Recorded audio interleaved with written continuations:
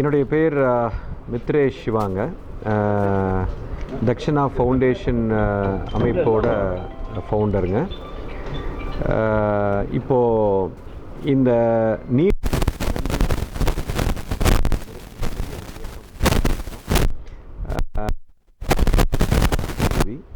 திருச்சியில் கல்லணையில் இதனுடைய துவக்க விழாவாக இந்த நீருக்கு மரியாதை செலுத்தும் விதமாக அதுக்கு நன்றி கூறும் ஒரு விழாவாக ஒரு மிகப்பெரிய ஆரத்தி திருவிழா நடக்க போகிறதுங்க. இந்த விழாவை பற்றி சொல்கிறதுக்கு முன்னாடி நீர் அப்படின்னா ஒரு யார் அப்படிங்கிற ஒரு விஷயத்த சொல்ல விரும்புகிறேன். நீருங்கிறது ஒரு மிகப்பெரிய உயிர் பொருளுங்க. அது ஒரு ஜடப்பொருளே அல்ல. அதை ஒரு ஜடப்பொருளாக மனிதர்கள் பார்க்கறதுனால அதனுடைய மிகப்பெரிய ஒரு தன்மையை உணராமல் மக்கள் சென்று கொண்டு இருக்கிறார்கள்.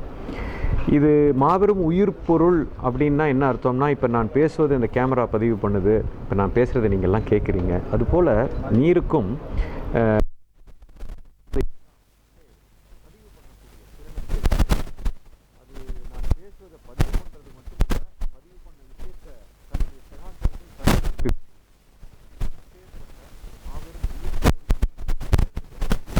தண்ணி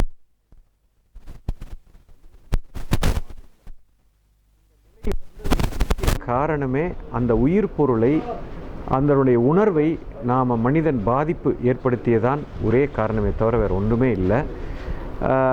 அப்பேற்பட்ட ஒரு சுப்ரீம் ஒரு உயிர் பொருளை திரும்ப வர வைக்கிறதுக்கு ஒரே சொல்யூஷன், அதற்கு நன்றி உணர்வை வெளிப்படுத்துவது.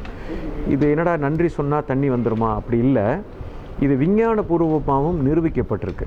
இப்போது ஒரு ஜப்பானில் ஒரு பெரிய விஞ்ஞானி, ஒரு பேர் மசோரோ எமோட்டோன்னு பேர், ஒரு 20 வருட காலம் நீரை பற்றிய ஒரு மிகப்பெரிய ஒரு ஆராய்ச்சியின் விளைவாக தண்ணி எல்லா விஷயத்தையும் பதிவு பண்ணுது அப்படிங்கிறத விஞ்ஞானபூர்வமாக ப்ரூவ் பண்ணிட்டார். ஹிடன் மெசேஜஸ் இன் வாட்டர்னு சொல்லி ஒரு மிகப்பெரிய ஒரு புக்கில் மூலிமா அதில் கம்ப்ளீட்டாக வெளியிட்டிருக்கிறாரு. It was a New York best seller.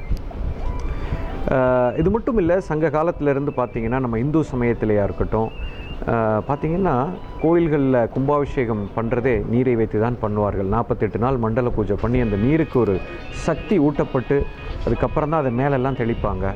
ஒரு கிரகப்பிரவேசம் பண்ணும்போது நம்ம நீரை வைத்து தான் எல்லா சடங்குகளும் செய்கிறோம்.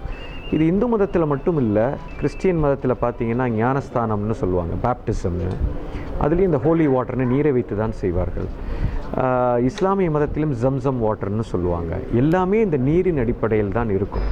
ஒரு மனிதன் பிறப்பிலிருந்து மரணம் வரைக்கும், ஏன் பிறக்கிறதுக்கு முன்னாடியே தாயின் கருவுக்குள்ளே இருக்கும்போது நீருக்குள்ளே தான் இருக்குது. செத்ததுக்கப்புறமும் அஸ்தியை கொண்டு போய் நீரில் தான் கரைக்கிறோம். இதுக்கெல்லாம் ஒரு காரணம் இருக்குது. காரணம் என்னென்னா, நீர் ஒரு மிகப்பெரிய உயிர் பொருள். இதை மனிதன் மறந்துட்டான். அந்த எமோஷ்னல் கனெக்ட் மிஸ் ஆகிறதுனால தான் இன்றைக்கி மழை வருவதில்லை, நீர் நம்மை தேடி வருவதில்லை. மாதம் மும்மாரி பெய்து கொண்டு தானே இருந்தது. எங்கே போனது அந்த மழையெல்லாம்? காரணம் என்னென்னா, அந்த நீர் நம்ம மேல் மிகப்பெரிய கோபமாக இருக்கிறது. இப்போ அதற்கு நன்றி உணர்வை ஒவ்வொரு தனி மனிதனும் எப்போ வெளிப்படுத்துகிறானோ அது நம்மளை தேடி தானாக வந்துவிடும். அதற்காகத்தான் இப்பேற்பட்ட ஒரு விழாவை நாங்கள் எடுக்கிறோம். ஆகஸ்ட் 6ஆம் தேதி மாபெரும் அந்த நீருக்கு, காவேரிக்கு, கங்கையில் ஆரத்தி எடுக்கக்கூடிய காசியிலிருந்து வரக்கூடிய அந்த குருமார்கள் எல்லாம் மிகப்பெரிய ஒரு ஆரத்தி திருவிழாவின் எடுப்பதன் மூலிமா அந்த நீருக்கு ஒரு மிகப்பெரிய மரியாதையை செலுத்த போகிறோம். இது ஒரு துவக்கம்தான். இதை தொடர்ந்து மக்கள் ஒவ்வொருத்தரும் வீட்டில் உட்கார்ந்து இந்த நன்றி உணர்வை வெளிப்படுத்தினாலே நீர் நம்மளை தேடி தானாக வந்துவிடும். இது ரொம்ப மிகப்பெரிய ஒரு விஷயம். இது எல்லாரும் செய்யக்கூடிய ஒரு விஷயம். இந்த மாபெரும் உயிர் சக்திக்கு நாம் நன்றி செலுத்துவோம். நீருக்கு நன்றி. வாருங்கள், ஆகஸ்ட் 6ஆம் தேதி இந்த மாபெரும் ஆரத்தி திருவிழாவுக்கு உங்களை எல்லாம் அனைவரும் இந்த மித்ரேஷ் சிவா மட்டுமல்ல, தக்ஷணா ஃபவுண்டேஷன் சார்பாக அனைத்து உயிர்களின் சார்பாக உங்களை வரவேற்கிறேன். நன்றி, வணக்கம்.